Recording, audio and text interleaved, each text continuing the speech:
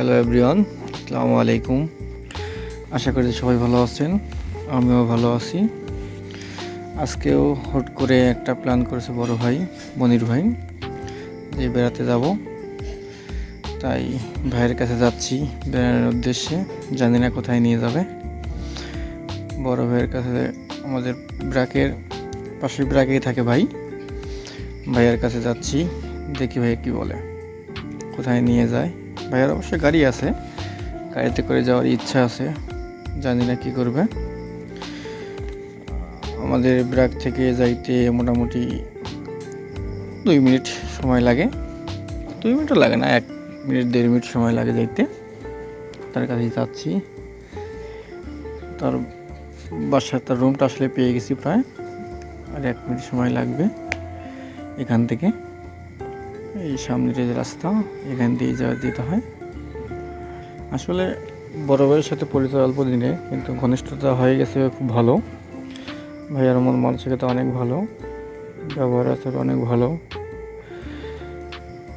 ভাইয়ার সাথে ঘুরতে যাব, মনটা অনেক ভালো লাগতেছে। আসলে এই সপ্তাহে ডিউটিটা পড়ছে আমার সকাল শিফটে এবং নাইটে, এই জন্য আসলে একটু ঘোরার সময় পাচ্ছি। তাছাড়া আসলে অন্য শিফট ডিউটি হলে ঘোরার সময় পাইতাম না। এটা পুকুর, এটা আসলে ব্যাডমিন্টন খেলার মাঠ। এই যে সামনে যে রুমটা দেখতে পাচ্ছেন আপনারা, এই রুমেই সে বড় ভাইয়া থাকে। বড় ভাইয়ের গাড়ি নিয়ে যাওয়ার ইচ্ছা আছে, দেখা যাক কী করা যায়। বড় ভাই, এই তো বড় ভাই দেখা হয়ে গেল। তা দেখা হওয়ার তারপর ভাইয়া বলতেছে চলো একটা চা খেয়ে আসি, মনটা ফ্রেশ করে আসি। কি রুদ্রে ভাই এটা? হ্যাঁ, ওরে মা, আজকে আবহাওয়া বৃষ্টি হওয়ার কথা ছিল, 10 তারিখ পুরা দমে 4-5 দিন বৃষ্টি হবে। আর এই বৃষ্টি নাই। এমপি সাহেব নাতি কই? এমপি সাহেব কি খবর? ফোন পাল্টাইছ নাকি? না, ফোন পাল্টাই, এই ফোনের সাথে কত স্বপ্ন জড়িয়ে রয়েছে জানেন। এমপি সাহেব কি খবর? আরে বাড়ির যাওয়া দেরি আছে।